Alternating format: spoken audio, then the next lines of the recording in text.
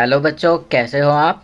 आज हम कक्षा 6 सामाजिक विज्ञान की वर्कशीट नंबर 23 हल करेंगे, जो कि 18 दिसंबर 2020 की है। आज हम हमारे अतीत का अध्याय 7 नए प्रश्न नए विचार करेंगे। तो चलिए वर्कशीट हल करते हैं। जैन तथा बौद्ध भिक्खु पूरे साल एक स्थान से दूसरे स्थान घूमते हुए उपदेश दिया करते थे, लेकिन वर्षा ऋतु में जब यात्रा करना कठिन हो जाता था तो वे एक ही स्थान पर निवास करते थे। शुरू में ये अस्थायी निवास हुआ करते थे, लेकिन बाद में भिक्खु भिक्खुणियों के लिए स्थायी निवास बनाए गए, जिन्हें विहार कहा जाता है। शुरू में विहार लकड़ी के बनाए गए तथा बाद में इनके निर्माण में ईंटों का प्रयोग होने लगा। पश्चिमी भारत में विशेषकर कुछ विहार पहाड़ियों को खोदकर बनाए गए।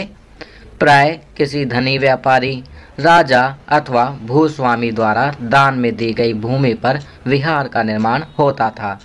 स्थानीय व्यक्ति भिक्खु भिक्खुणियों के लिए भोजन, वस्त्र तथा दवाइयाँ लेकर आते थे, जिसके बदले ये भिक्खु और भिक्खुनी लोगों को शिक्षा देते थे।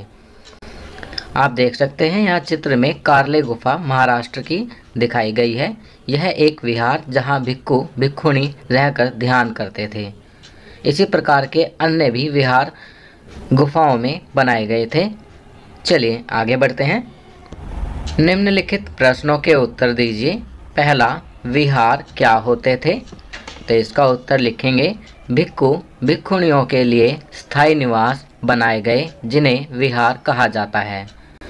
दूसरा, विहारों का निर्माण कैसे होता था? तो इसका उत्तर लिखेंगे, शुरू में विहार लकड़ी के बनाए गए तथा बाद में ईंटों का प्रयोग होने लगा। पश्चिम भारत में विशेषकर कुछ विहार पहाड़ियों को खोदकर बनाए गए।